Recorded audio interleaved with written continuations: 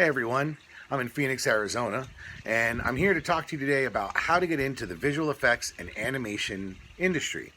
This comes up a lot because I have a lot of friends who have college-age kids trying to figure out their career, and I'm happy to say that you do not need a formal education in computer graphics or computer science or cinema to get into visual effects. What you need to do, though, is to have the skills to pay the bills, right? You need to know how to do either visual, computer graphics. You need to have some skills. You can develop these on your own, but an education, of course, does help, and I'll talk about that a little later. So I'm going to divide up the studio into 4 categories for the purposes of this video. And the number one, of course, is somebody wants to be an artist. There's the artist pool of employees. There's production. There's the technology teams. And then there's the facility and administration teams that exist in a studio. All right, let me break down the 4 roles so you understand what I'm thinking. We're going to start with the artists. Now, the artists are the largest group within most studios, and this consists of animators, lighters, effects artists, rotoscope, compositing, and a bunch of other artists, matte painters. There's that area, and that's again the largest area of a studio. The next thing down is production. So production or production management is what I'm talking about specifically, are all the producers, production managers, production coordinators, and the production assistants. Then, of course, you have the technology teams. The technology teams are either your traditional sort of IT infrastructure type folks, and then you'll have software engineers of various flavors. They might go into be pipeline engineers, R&D engineers, or they actually write software code for the artist tools, but whatever it is, they're software engineers. And then finally, there's facility and administration. This is actually where I got my start in the industry. And this can be everything from human resources, payroll. It can be the facility management folks, real estate operations, shipping and receiving, and reception. I'm just going to say, I can't emphasize that enough. Some of the biggest industry leaders that I know and who've already run studios and retired all started as receptionists. My wife also started as a receptionist, so I have a soft spot in my heart for that role. But really, it has been it's a foundation role where you'd think it's the most potentially menial role within a company, but in fact, you become aware of every element of the company, and it makes you a very well-armed manager in the future. So don't overlook reception as an entry point. So I did say that education wasn't necessary to get into this industry, but I'd be a fool to say that it doesn't help. So when you have a degree, even if it's not related to what it is that you're applying to, it always indicates to your employer, the hiring manager, that this person can set long-term goals, this person can complete long-term goals and dot their I's and cross their T's and get to the point that they can get an associate's degree, a bachelor's degree, whatever degree you got. It always helps to have a degree. And of course, it always helps to have a degree in the area that you're applying to. So if you got a degree in computer graphics and you're applying to a computer graphics job, of course it will help. But some of the most successful people I know in the industry do not have a formal education background, didn't complete college. So it's by no means an exclusion to not have a formal education. And I don't want anyone to dissuade themselves from trying. There's a million ways to learn. You don't need formal education in 2019. But let's say you do want to go into the formal education route. Generally, for the artists, it's art school. It's the Art Institute. It's the Savannah College of Art. It's Ringling down in Florida. Wherever you go, there's all these schools all around the country that are set up to teach people how to be visual effects artists. They teach them the principles of animation, the principles of light and color, and then they teach them Maya and a lot of the traditional tools. Maybe they have a specialist. This is certainly a very common route for many of the people in visual effects companies. It does cost a lot, and I think some people, I'm not saying this is, I would recommend against it, but there are some people who sometimes feel that they put too much money into it in retrospect, given the real life learning they did once they got on the job. So I would say, before you dive in, trying to find other successful computer graphics artists, finding out what their education advice is before you spend 20 to 50 grand on your education might be wise. On the technology side, it's generally traditional computer science, business systems, or computer graphics programs that you see through traditional four-year universities. These are quite common, I see, for the technology side. Now, for some of these folks, again, they're just traditional IT folks. They're going to be doing network switches and Windows domains and Linux setups. But then there's more of the folks that go into computer graphics and computer science to learn how to make renderers and how to write software code and make tools. Really, the traditional four-year university route is very common for all those types of roles, and that's to get into the technology field. let's see here. So accounting, the administration side of things. So facility and administration is a real common entry point for folks with either less education or specialized education. What I mean by that is if you know accounting and you have a business background, you can go into the accounting systems and payroll. If you know about real estate operations or HVAC units and that kind of thing, you can go into facilities and maybe become a real estate manager for the studio. There's, of course, the trade schools, and just knowing a trade, that really, really helps if you want to get into facilities and real estate operations. And then finally we have the production role. Now, production probably has the most disconnect with what the degree is that I see in the industry, meaning most of the people in production, I could be wrong on this, but I find don't necessarily have degrees in cinema, movies, computer graphics, but they do often have degrees. I do find that the production folks are they're college graduates that are very organized. Being a production manager is being a project manager. For those that don't know, it's very similar. It's more similar than I think most people realize. And so being precise, being procedural, being detailed with your notes, and having meticulous follow-up and communication. These all come out of a college-educated person as hopefully a standard tool belt of skills. So, production. I find that and I'll talk about this in a minute, you can enter it with an education very, very different, and it almost doesn't matter what your education is when it comes to production, because you're going to be battle tested and trained in the field as a production assistant.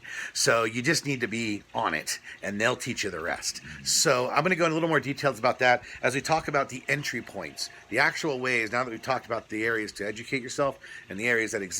Now, how do you actually get in? So basically, to get into a studio, there's going to be two ways. You're going to get in as an intern, and you're going to get in as a new hire.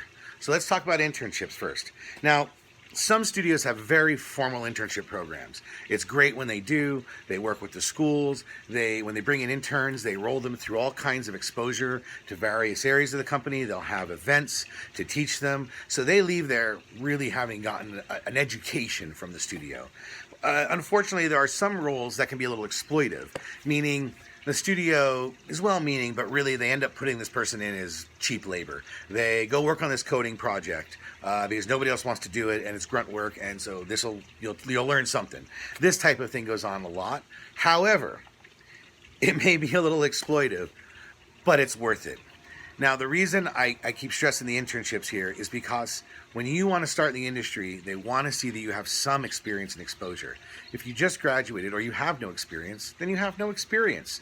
But if you have an internship, if you've been shown 6 or 8 weeks of what a studio is like, whether it was in one of these kind of exploitive, just sit in a corner and do this type of role, or whether they have a nice, Disney-like exploratory sort of internship program, either way, you're going to enter a job application with experience. That internship is experience, and there's no doubt about that. And every HR person and every hiring manager knows that. So the internship gets you the experience that you're going to need, or it's really going to help when you enter the workforce after your school.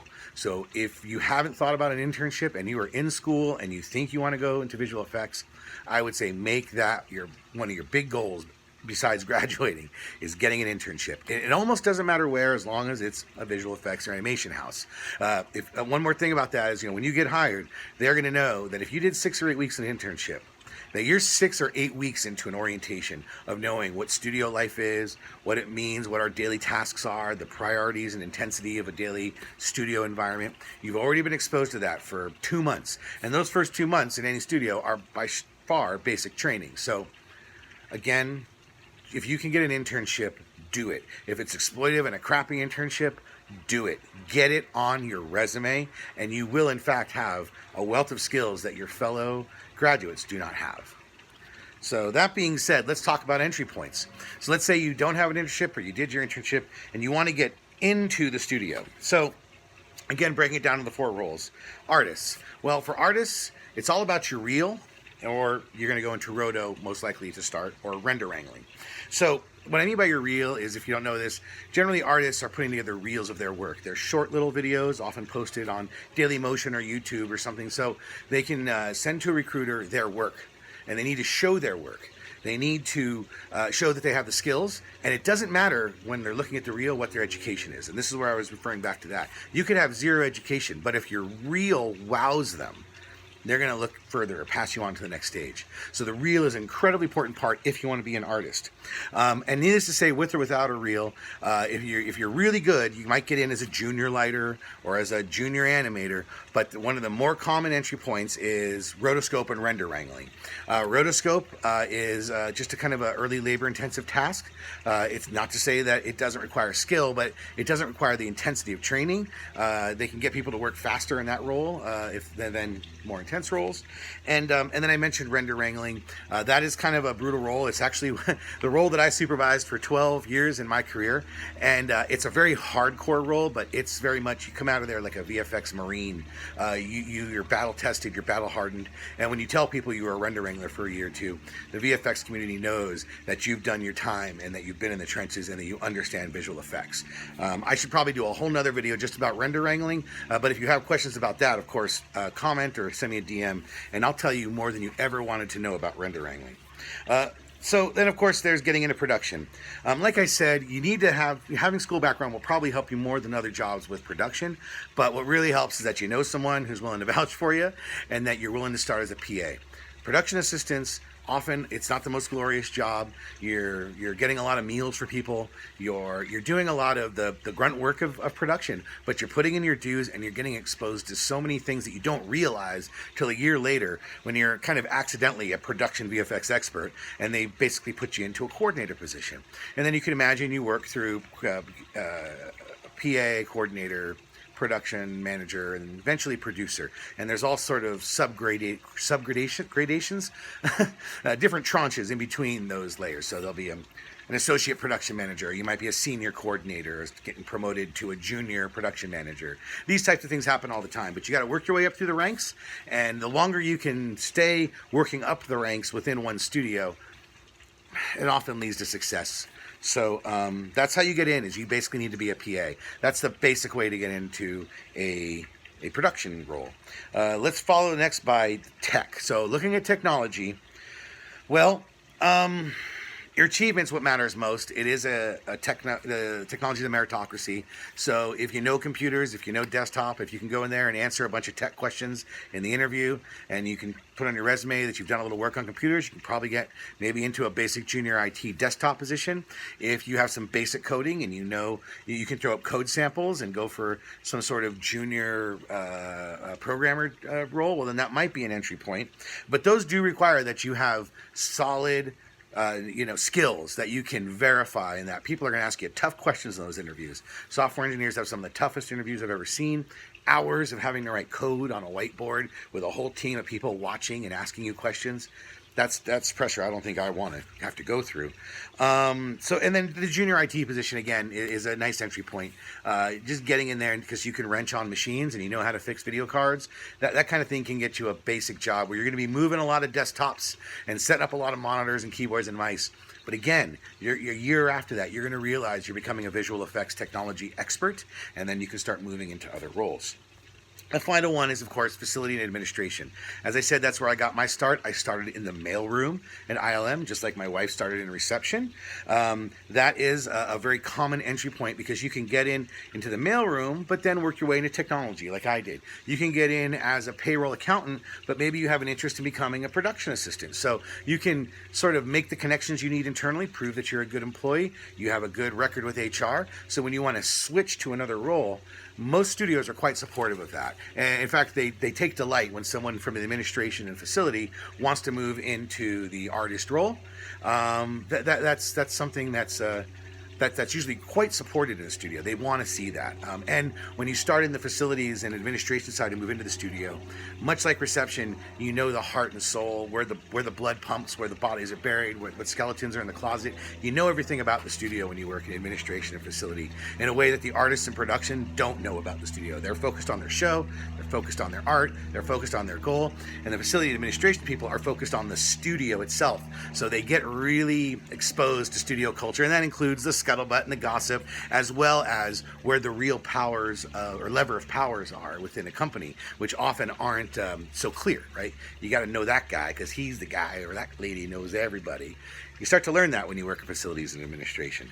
So I strongly recommend that as another entry point in. So those entry points again are, just to recap here, you get a reel and have it really good, or you can be rotoscope if you want to get into the artist community, or you can be a render wrangler, in which case talk to me.